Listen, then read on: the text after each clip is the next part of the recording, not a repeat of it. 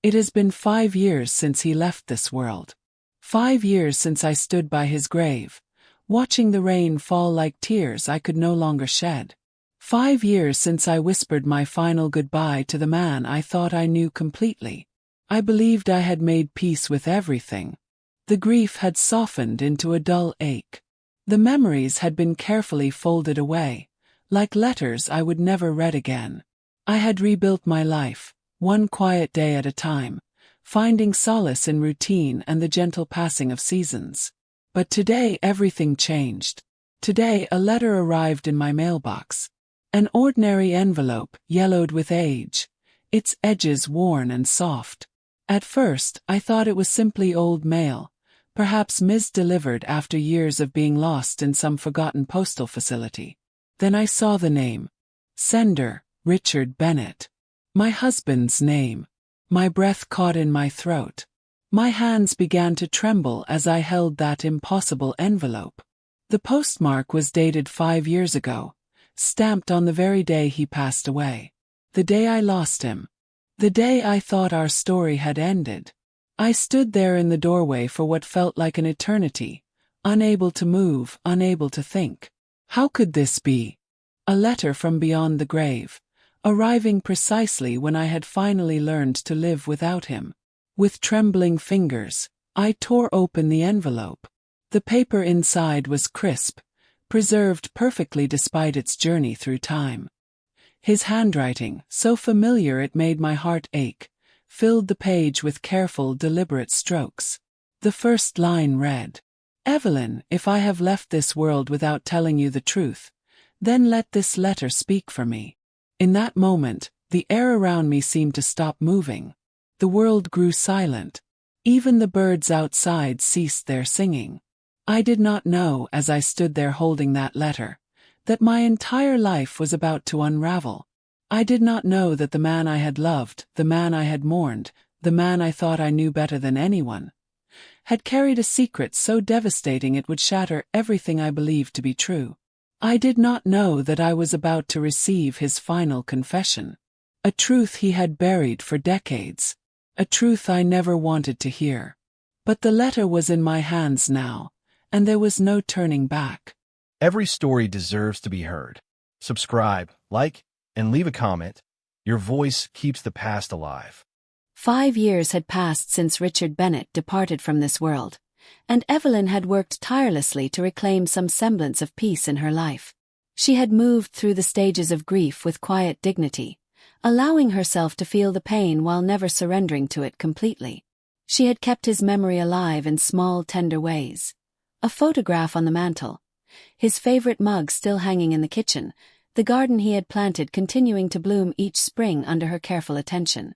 Life had, in its persistent way, continued. She had found comfort in her daily routines, in the company of friends who checked on her regularly, in the simple pleasures of morning coffee and evening walks.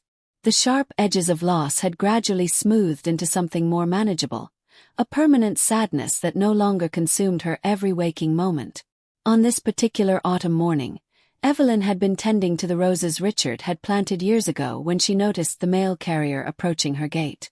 She brushed the soil from her hands and walked to the mailbox, expecting nothing more than the usual assortment of bills and advertisements. But among the mundane correspondence lay something extraordinary. An envelope, weathered and worn, its corners soft with age and handling. The paper had yellowed, suggesting it had spent considerable time in transit or storage. Across its face, stamped in faded red ink, were the words "Return to sender" and "Delayed mail, processing error." Evelyn's heart began to race even before she registered the name written in the sender's space. When she did see it, the world seemed to tilt beneath her feet. Richard Bennett. Her husband's name, written in his own careful handwriting. She turned the envelope over with trembling hands and found the postmark, a date from 5 years ago. The exact date he had died. The day she had sat beside his hospital bed, holding his hand as he took his final breath, never knowing he had arranged for this letter to be sent. For several long moments, Evelyn simply stood there on her front porch, unable to move, unable to think beyond the impossible object she held in her hands. A letter from her dead husband, lost in the postal system for 5 years, now mysteriously finding its way home. She walked inside on unsteady legs, closed the door behind her, and sat down at the kitchen table. The envelope lay before her, innocuous and terrifying in equal measure. Part of her wanted to throw it away unopened, to preserve the peace she had fought so hard to achieve. But a larger part, driven by love and curiosity and a desperate need to hear his voice one more time, could not resist. With fingers that would not stop shaking, she carefully tore open the envelope. Inside, she found a single sheet of paper, folded precisely, and something else that clinked softly as it fell onto the table. Old brass worn smooth with use.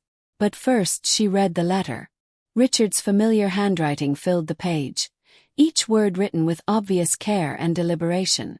My dearest Evelyn, if you are reading this, then I have left you without speaking the words I should have said long ago.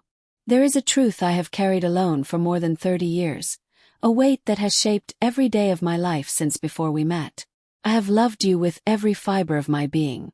You have been my light, my redemption, my reason to believe I could be something better than what I was. But love, I have learned, cannot erase the past, cannot undo what has been done. There is something you need to know.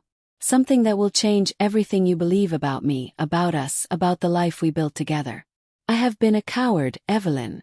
I have hidden from the truth, and in doing so, I have been unfair to you and to a memory that deserves more than my silence. I am leaving you a key and an address. Route 41, Storage Unit Number 9. What you find there will tell you everything I could never bring myself to say aloud. I'm sorry, my love, for everything. But most of all, I am sorry that you must learn this truth alone. Forever yours, Richard. Evelyn set the letter down with hands that had gone numb. Her mind raced, trying to make sense of his cryptic words. Route 41 was an old highway on the outskirts of town, a road they had never traveled together, in an area that held no significance in their shared history. What could possibly be there? What truth could be so terrible that he had carried it in silence for 30 years? She looked at the key, small and innocuous, sitting on her kitchen table. This simple piece of metal held the answers to questions she had never thought to ask. And suddenly Evelyn was afraid. Afraid of what she might discover. Afraid that the man she had loved, the man she had mourned and memorialized, might not have been who she thought he was at all. But she knew, even as fear gripped her heart, that she would have to go. She would have to open that storage unit and face whatever truth Richard had left behind. Because not knowing, she realized, would be far worse than any revelation that awaited her. Before Evelyn could bring herself to visit the storage unit, she found herself lost in memories, trying to piece together the puzzle Richard had left behind. She sat in his study that evening, surrounded by the remnants of his life. His books still lined the shelves, organized with a meticulous care he brought to everything. His reading glasses sat on the desk, waiting for eyes that would never use them again. The room still smelled faintly of his cologne, a scent she had kept alive by occasionally opening the bottle he had left behind. And as she sat there, one particular memory surfaced with startling clarity. Richard had always been uneasy on rainy days. At the time, Evelyn had attributed it to a simple dislike of bad weather, something many people shared. But now, thinking back with new awareness, she realized it had been something more profound. She remembered how he would grow quiet whenever the first drops began to fall, how his hands would grip the steering wheel a little tighter when they drove through rain, how he would sometimes stand at the window for hours, watching the water stream down the glass with an expression she could never quite decipher. There had been one particular evening, perhaps 3 years into their marriage, when a sudden thunderstorm had rolled in while they were having dinner. Richard had stopped mid-sentence, his fork halfway to his mouth, and turned to stare out the window. The look on his face had been haunting, a mixture of fear, guilt, and something that looked almost like grief. "Richard," she had asked gently, "are you all right?" He had turned back to her slowly, as if waking from a dream. Yes, of course. It's just the rain." "What about it?" For a moment she thought he might tell her. His mouth had opened. His eyes had met hers with an intensity that made her heart race. But then he had simply shaken his head and smiled, though the smile never reached his eyes. Nothing. Just the smell of it. It reminds me of something. Something from a long time ago. She had let it go as she always did. Richard was a private person, given to quiet contemplation and occasional moods she learned not to question. She had trusted him, believed that whatever shadows crossed his mind from time to time were his to manage, his to carry. Now, sitting in his study 5 years after his death, she understood that those shadows had been far darker than she had ever imagined. There had been other signs too, she realized. Small things she had noticed but never connected into a larger picture. The way he always drove slightly under the speed limit, especially at night. How he would sometimes wake from nightmares, drenched in sweat, mumbling words she could never quite make out. The charitable donations he made every year to organizations supporting traffic safety and victim assistance. Donations he never mentioned, which she only discovered when organizing his papers after his death. And the way he had looked at her sometimes, especially in their later years, with an expression of such profound sadness and guilt that it made her heart ache. When she asked him about it, he would always say the same thing. "I'm just grateful for you, Evelyn. Plus, I don't deserve this happiness." At the time, she had found his words touching, if a bit dramatic. Now they took on a sinister new meaning. She rose from the chair and walked to the window, the same window Richard had stood at so many times, watching the rain. Outside, the sky was darkening, clouds gathering for what looked like an approaching storm. How fitting, she thought bitterly. Even the weather seemed to be conspiring to draw her back into Richard's long-buried past. As the first drops began to fall, Evelyn made her decision. Tomorrow she would drive to Route 41. She would open storage unit number 9. And she would finally learn the truth her husband had died protecting. Whatever that truth might be, whatever pain it might bring, she needed to know. She owed that much to Richard's memory. And perhaps she owed it to herself as well. The rain fell harder, drumming against the window like fingers tapping out a message in code. Evelyn pressed her hand against the glass, feeling its coolness, and whispered into the empty room. "What did you do, Richard? What did you do?" The next morning dawned gray and overcast, the aftermath of the previous night's storm leaving everything damp and glistening. Evelyn rose early, having barely slept, her mind too occupied with questions and fears to find rest. She dressed simply, gathered the key and letter, and after a breakfast she barely tasted, set out for Route 41. The drive took her away from the comfortable suburbs where she and Richard had built their life together, out toward the older parts of the county where abandoned factories and forgotten businesses lined increasingly desolate roads. Route 41 was a highway that time had passed by, superseded years ago by a newer, faster interstate. Now it served mainly as a reminder of what the area had once been, its cracked pavement and faded road signs suggesting neglect and abandonment. Evelyn had rarely driven this way. There had been no reason to. The businesses here had mostly closed, and the few that remained looked perpetually on the verge of shutting down. It was a landscape of decay, of forgotten dreams, of stories that had ended badly. Following the directions she had looked up online, she drove for nearly 40 minutes before spotting the storage facility. It was set back from the road, hidden partially by overgrown trees and tall grass. The sign at the entrance, Route 41 Storage, Secure Units Available, was so faded she could barely read it. The facility itself was larger than she had expected, with rows of storage units stretching back from a small, unmanned office. A rusted chain-link fence surrounded the property, though several sections had collapsed or been pushed down. The whole place had the melancholy air of abandonment, though Evelyn noted that some of the units appeared to be in use, their locks newer and shinier than the surroundings suggested. She parked near the office and consulted her map. Unit number 9 was in the back corner, in one of the older sections. She walked through the facility slowly, her heart pounding with each step. Around her, the metal doors of the storage units stood silent and secretive, each one holding someone's forgotten possessions, their discarded memories, their hidden truths. When she finally reached Unit number 9, She stopped and simply stared at it for a long moment. It looked no different from any of the others. A standard aluminum roll-up door secured with a heavy padlock. But behind that door, she knew, lay the answers to questions she was still afraid to ask. The key fit perfectly. Of course it did.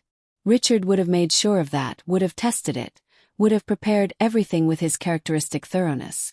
The lock clicked open with a sound that seemed unnaturally loud in the quiet morning. Evelyn's hand hesitated on the door handle. This was her last chance to turn back, to leave whatever was inside unopened and unknown.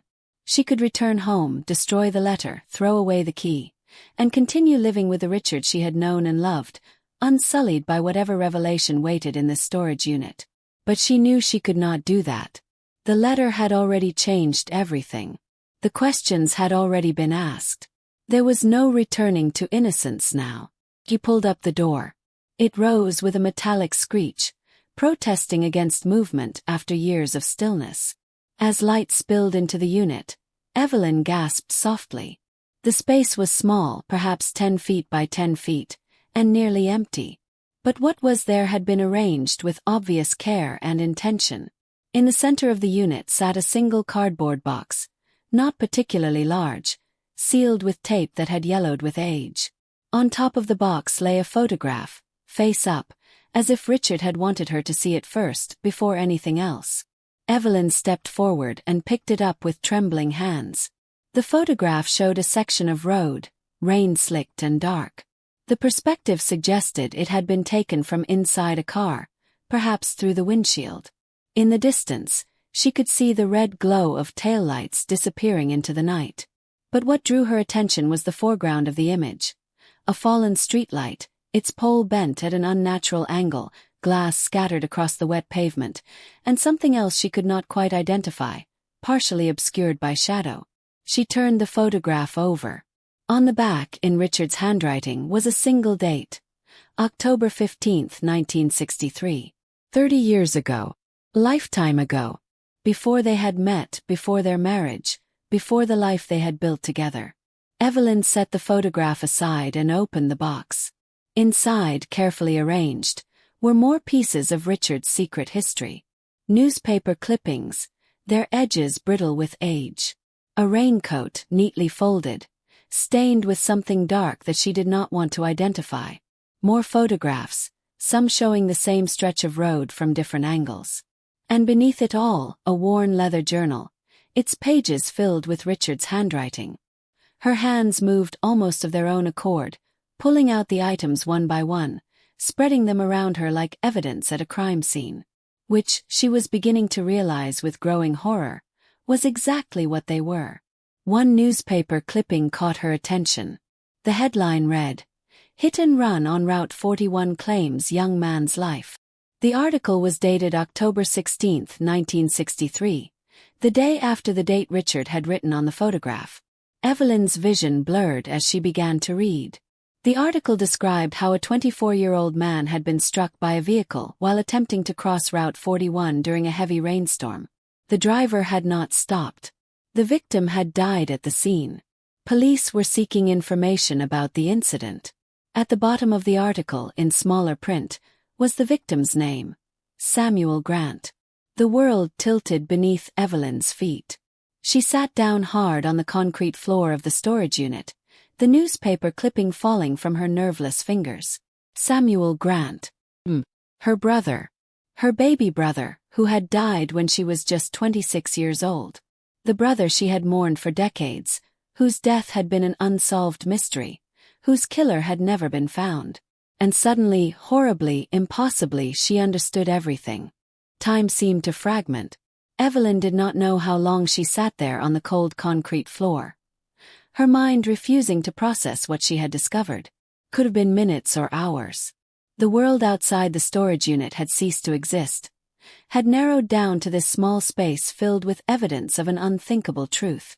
Eventually, moving like someone in a dream, she reached for the leather journal. Her hands shook so badly she could barely open it, but she forced herself to focus, to keep going, to see this through to whatever bitter end awaited. The journal was not a diary in the traditional sense. There were no daily entries, No mundane observations about weather or meals or work. Instead, it contained a single narrative, written over many pages in Richard's careful hand, telling a story he had apparently never been able to speak aloud. The entry was dated 1 week before his death. He had written it, Evelyn realized, when he knew he was dying. When he knew that time had run out for confessions delivered in person. She began to read. I am writing this because I am a coward. I am writing this because I cannot face you with this truth. Cannot watch your face as you learn what I have done. I am writing this because I have run out of time to find the courage I should have had 30 years ago. On October 15, 1963, I killed a man. I was 28 years old, driving home from a business dinner on Route 41. It was raining heavily, the kind of rain that makes the world disappear behind walls of water. I should have driven more slowly. I should have been more careful. But I was young and arrogant and invincible, or so I believed. He came out of nowhere. One moment the road was empty, and the next he was there, directly in my path. I saw him for perhaps 2 seconds. His face illuminated in my headlights. His eyes wide with the realization of what was about to happen. I hit the brakes, but it was too late. Far too late. The impact was sickening. I heard it more than felt it, a sound I have never forgotten, that has echoed through every day of my life since that night. My car spun, hit a streetlight, came to rest facing the wrong direction on the road. I sat there for a moment in shock, my mind blank, my body numb. Then I opened the door and stepped out into the rain. And I saw him lying on the road, not moving. I knew immediately that he was dead. There was something about the way he lay, the unnatural angle of his body, that left no room for hope. I should have called for help. I should have stayed. I should have done so many things. But I was young and terrified and selfish. I thought only of myself, of my future, of the life I would lose if I stayed. So I got back in my car and I drove away. I left him there in the rain, alone. I left him for someone else to find. I drove home, I hid my damaged car in my garage, and I began the long, terrible work of covering up what I had done. It was easier than it should have been. No one had seen. The rain had been too heavy, the road too empty. I had the car repaired at a shop 2 towns over, telling them I had hit a deer. They believed me. Everyone believed me. I was good at lying, I discovered. I was good at pretending nothing had happened. For months, I watched the news, waiting for the police to come knocking at my door. But they never did. The case was investigated, but there were no leads, no witnesses, no evidence pointing to me. Eventually, it became just another unsolved hit and run, a sad story that people mentioned occasionally and then forgot. But I never forgot. Not for a single day. Not for a single hour. I learned later who he was. Samuel Grant. 24 years old. A promising young engineer. Survived by his parents and an older sister. He had been walking to a gas station when my car struck him. Had been trying to get help because his own car had broken down a mile up the road. I learned all of this and I hated myself. But I still said nothing. I still kept my terrible secret. The entry continued, page after page, detailing the years that followed. Richard's growing guilt, his nightmares, his failed attempts to move on. And then, 3 years after the accident, he had met Evelyn at a professional conference. I fell in love with you the moment I saw you. You were so vibrant, so full of life, so beautifully, impossibly present in every moment. And when you told me your name, Evelyn Grant, my heart stopped. Grant. It was a common name, I told myself. Meant nothing. But I knew, somewhere deep inside, that I was lying to myself again. When you spoke of your family, of your parents, of your younger brother who had died in a tragic accident years before, I felt the world collapse around me. You were his sister. Samuel Grant's sister. The woman I was falling in love with was the sister of the man I had killed and abandoned on a rainy night on Route 41. I should have told you then. I should have confessed everything and walked away from your life forever. But I could not. I was selfish again, just as I had been that night. I wanted you. I wanted the life we could have together. I wanted to believe that love could somehow redeem me, could make me worthy of happiness despite what I had done. So I said nothing. We dated, we fell in love, we married. Every day with you was both heaven and hell. You made me happier than I had ever been, but that happiness was built on a foundation of lies and death. You spoke of your brother sometimes, of how much you missed him, of how the not knowing had been the hardest part. Not knowing who had killed him, whether it had been quick, whether he had suffered. Each word was a knife in my heart. But still I said nothing. I have lived for 30 years with this secret. It has shaped everything about me. My caution, my charity work, my desperate attempts to be a good person, as if goodness could somehow balance out what I had done. But it never could. Nothing could. I took a life, and I ran. And then I stole your peace by building my happiness on your grief. I am dying now, Evelyn. The doctors have given me weeks at most. And I find that I am still a coward. I cannot look into your eyes and tell you this truth. I cannot watch your love turn to hate. I cannot bear to see you understand that the man you married, the man you have spent your life with, is the person who destroyed your family. So I am writing this instead. I am leaving you this evidence. I am letting you discover the truth after I am gone, when you cannot scream at me, cannot demand answers, cannot ask me the 1,000 questions I know you will have. I'm sorry. Those words are insufficient, but they are all I have. I am sorry for what I did to your brother. I am sorry for lying to you for 30 years. I am sorry that I was too weak to give you the truth when I was alive to face the consequences. I loved you. That, at least, was never a lie. You were the best part of my life, the only thing that made me believe I might be something more than a coward and a killer. But love, I have learned too late, does not excuse the inexcusable. I hope someday you can forgive me. But I know I have no right to ask for that. I know what I have taken from you. Your brother, your peace, and now, with this letter, your memories of our life together. I am so very sorry, my dearest Evelyn. For everything. Goodbye. Richard. Evelyn finished reading and set the journal down carefully. Her hands had stopped shaking. Her mind had gone very calm and clear, the way it sometimes does when confronted with something so overwhelming that normal emotional responses become impossible. She gathered the evidence back into the box with methodical precision. The newspaper clippings, the photographs, the stained raincoat, the journal. She closed the box, lowered the storage unit door, and locked it with the key Richard had given her. Then she walked to her car, got in, and drove home.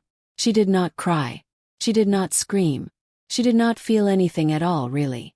She was numb, emptied out, hollowed by a truth too vast to process all at once.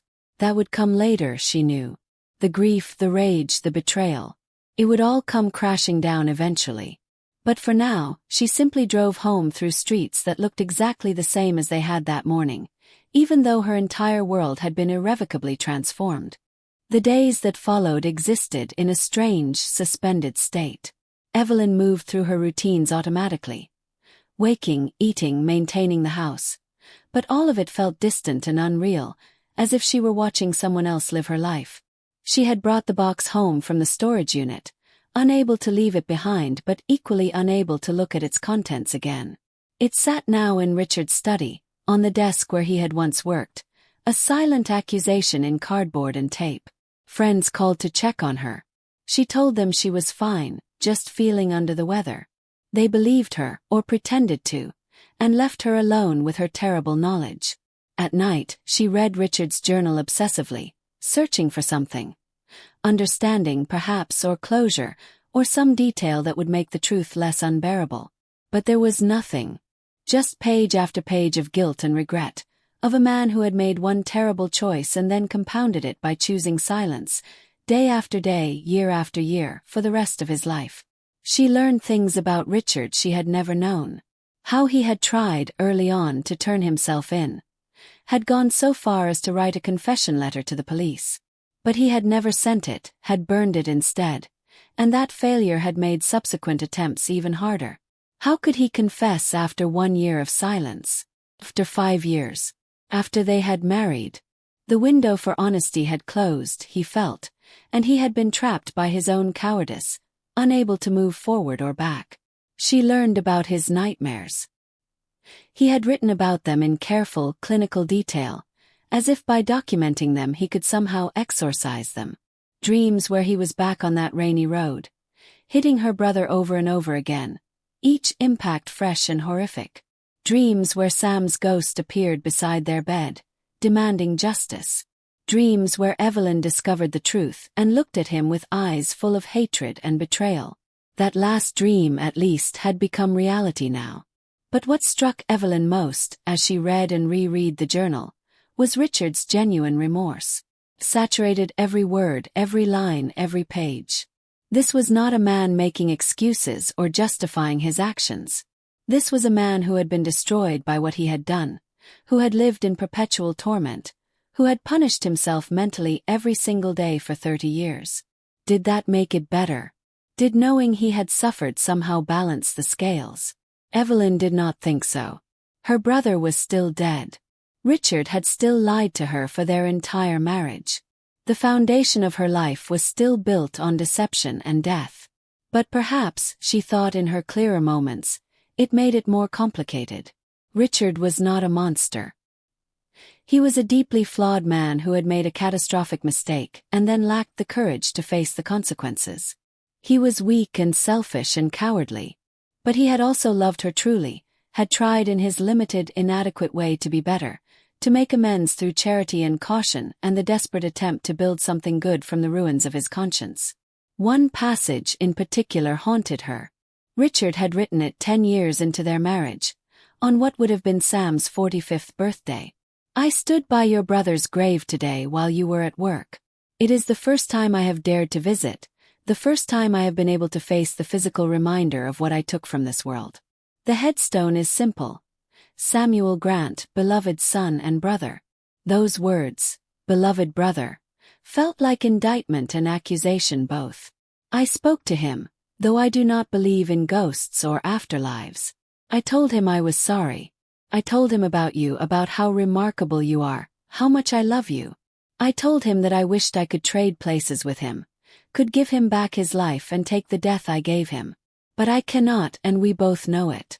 I left flowers on his grave. White roses because you once told me they were his favorite. It was a hollow gesture, meaningless, but I had to do something. I had to acknowledge, even if only in that silent place, what I had done. When I returned home, you asked me where I had been. I lied, of course. I always lie. I told you I had been running errands. You believed me because you trust me, because you have no reason not to. Your trust is the most painful gift I have ever received. I do not know how much longer I can carry this. Some days I think I must confess, must finally tell you the truth and accept whatever consequences follow. But then I look at you, at the life we have built, at the happiness we have found together, and I cannot bear to destroy it.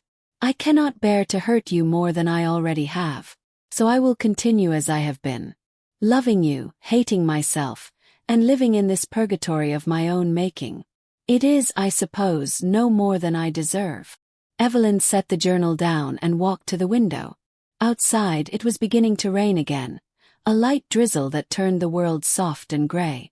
She thought of Richard standing at this same window, watching the rain, trapped by his memories and his guilt. She thought of her brother, young and vital, full of promise. His life cut short by a moment of carelessness and a lifetime of silence. And she thought of herself, caught between two people she had loved, unable to reconcile the husband she had known with the man whose words filled these pages. The rain fell harder. Evelyn pressed her forehead against the glass, feeling its coolness, and finally, she began to cry. A week after reading the journal, Evelyn made her decision. She would go to the place where it had happened, to the section of Route 41 where her brother had died and her husband's secret had been born. She needed to see it, to stand on that ground, to make the story real in a way that the journal and newspaper clippings could not. The journal had contained detailed directions. Richard had apparently visited the site many times over the years, driven by guilt and the need to remember, to not let himself forget. He had noted landmarks, described the exact location, even included a small hand-drawn map on one of the pages. Following these directions, Evelyn drove out to Route 41 on a gray afternoon that threatened rain but had not yet delivered. The highway was as desolate as she remembered from her trip to the storage unit, a road that time and progress had left behind. She found the place Richard had described. It was marked now by a faded memorial sign, one of those small roadside markers families erect for loved ones lost to traffic accidents. She pulled over and parked on the crumbling shoulder. For a long moment, she simply sat in the car, her hands gripping the steering wheel, staring at the sign through the windshield. Then slowly she got out and walked toward it. The sign was old, its paint faded by 30 years of sun and rain and snow. But she could still read the words clearly. In memory of Samuel Grant 1939 to 1963 forever in our hearts. Her parents had placed it here, she realized. Her parents, who had died years ago, still mourning their son, still wondering who had killed him and driven away. They had never known. They had died without knowing. Perhaps that was a mercy. She knelt in front of the sign, not caring that the ground was damp and muddy. She reached out and traced the letters of Sam's name with her fingertips. This small monument to a life interrupted, to potential never realized. Memories flooded back. Sam as a child, always laughing, always in motion. Sam as a teenager, brilliant and awkward and full of big dreams. Sam as a young man, just starting his career. His whole life ahead of him. Sam lying on this road in the rain, bleeding and dying and alone. Sam killed by the man who would become her husband. The coincidence was almost too vast to comprehend. Of all the people Richard could have fallen in love with, he had chosen her, Sam's sister. The universe had brought them together in a cruel twist that neither of them could have predicted. Or perhaps it was not coincidence at all.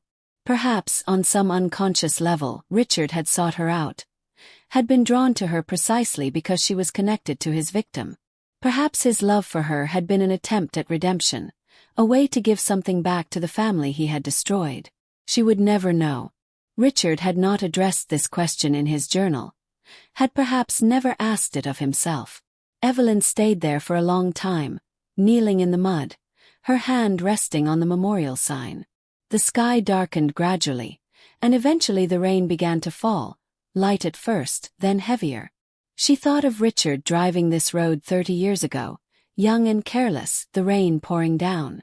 She thought of Sam stepping out onto the pavement, desperate for help, seeing the headlights too late. She thought of the impact, the moment when both their lives changed forever. And she thought of all the years that followed. Richard carrying his terrible secret, building a life with her while haunted by what he had done.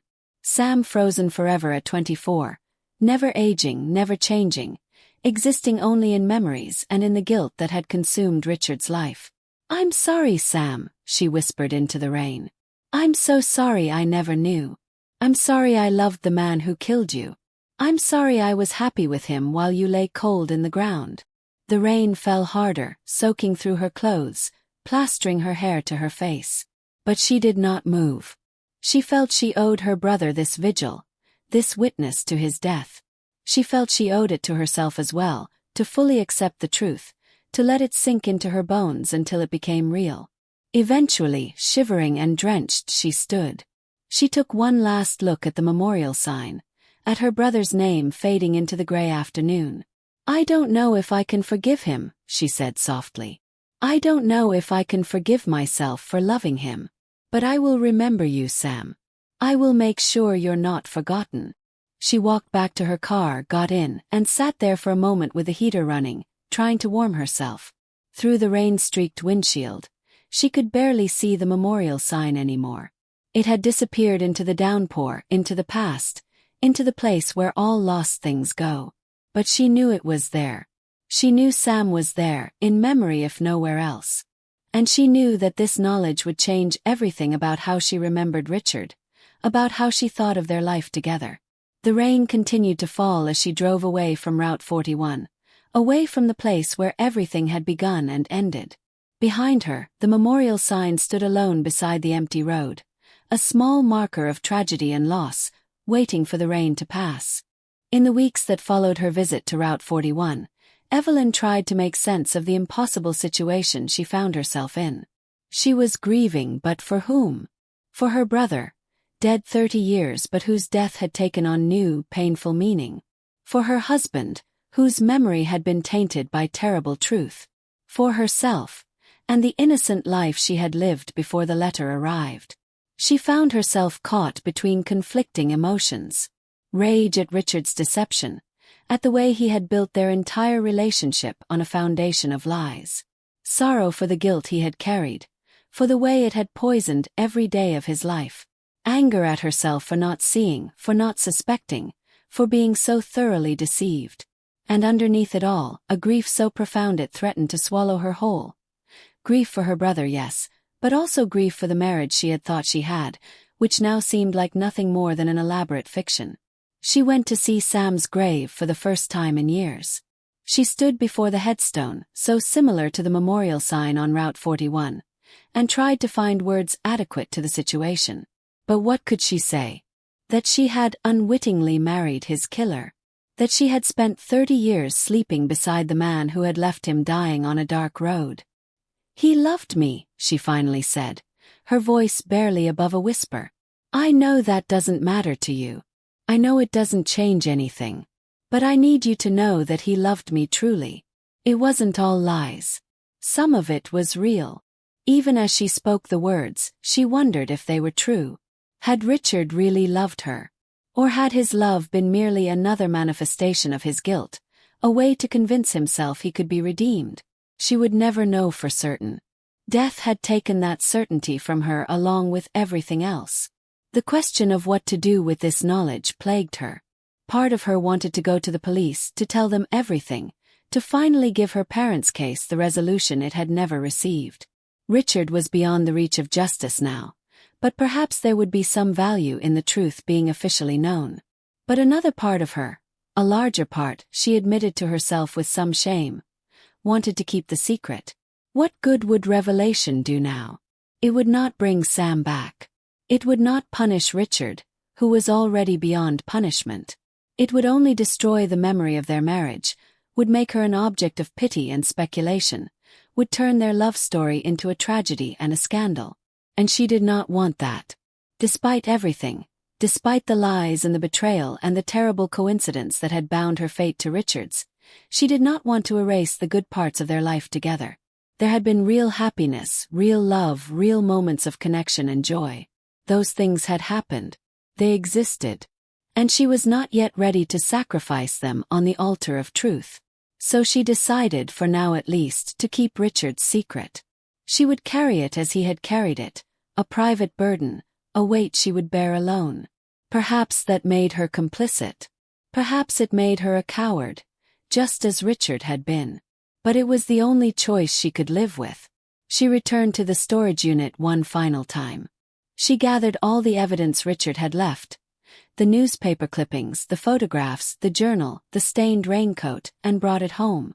She built a fire in the fireplace, the first fire of the autumn season, and one by one, she fed Richard's secrets to the flames.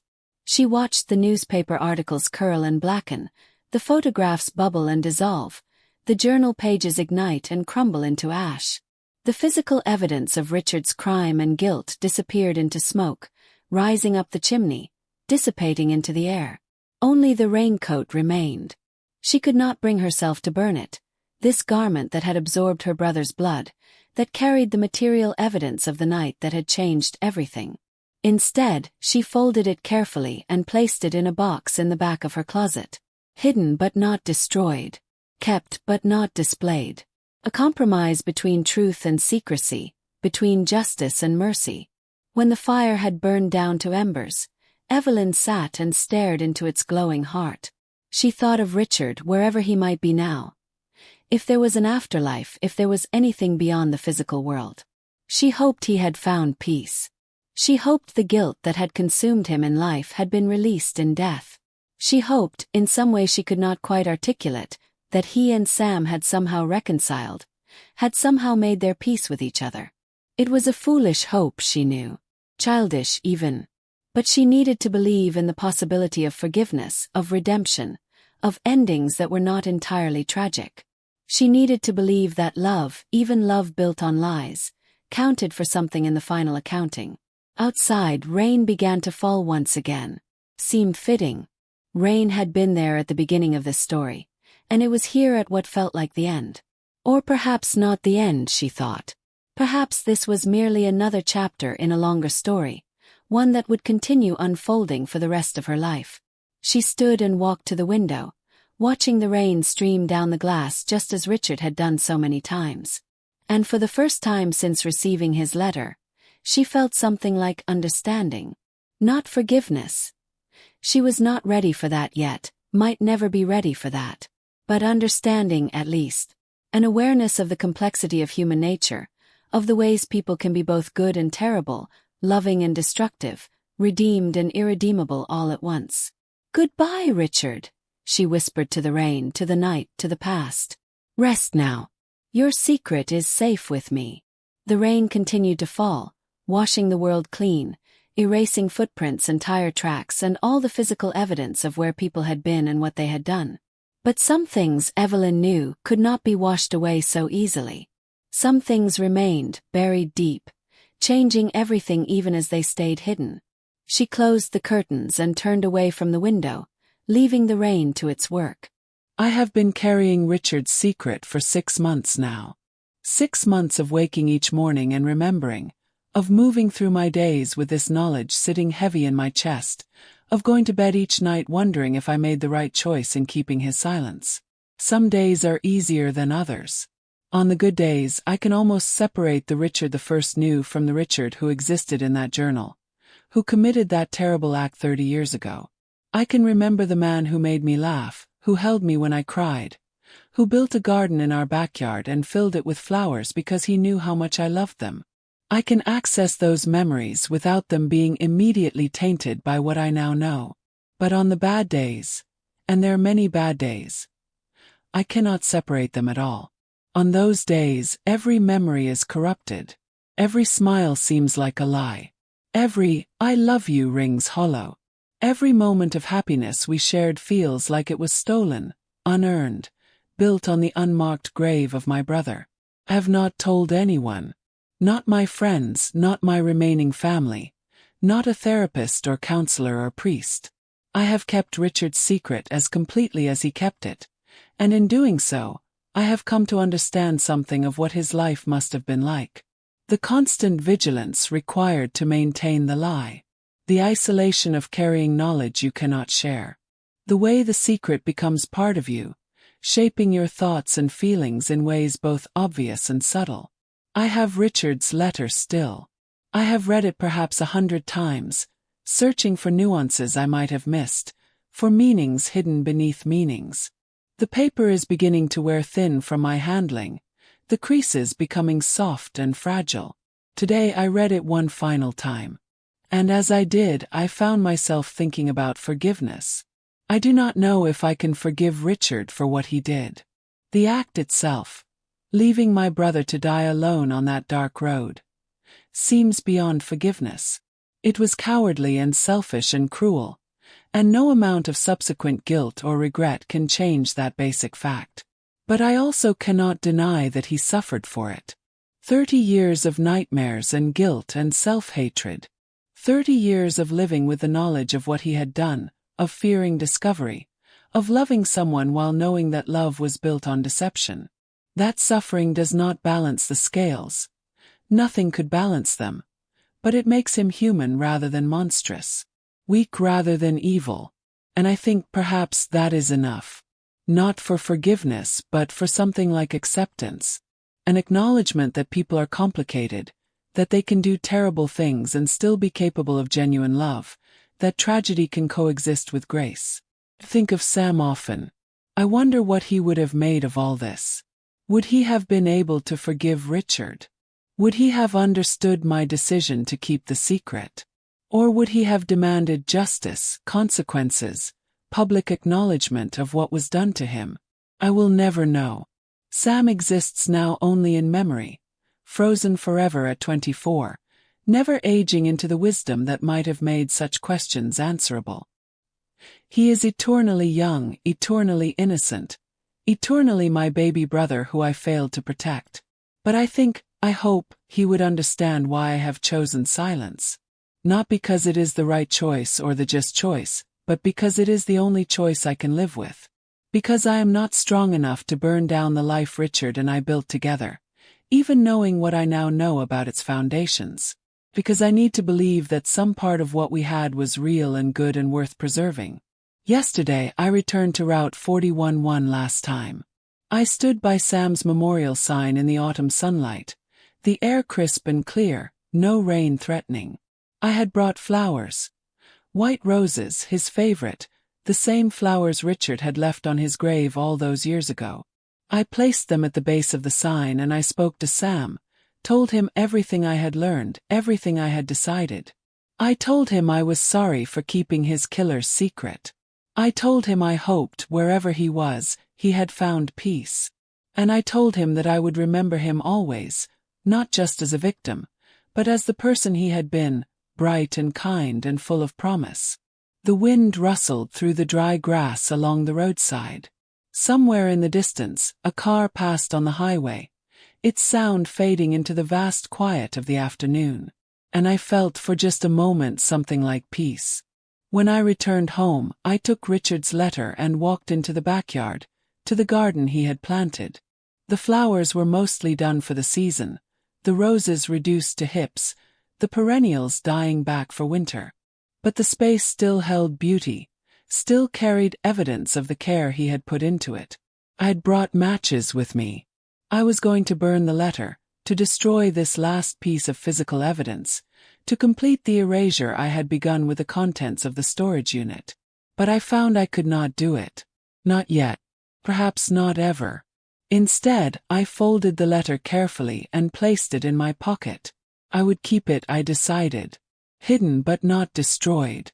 A reminder of the complexity of truth, of the ways love and betrayal can intertwine until they become inseparable.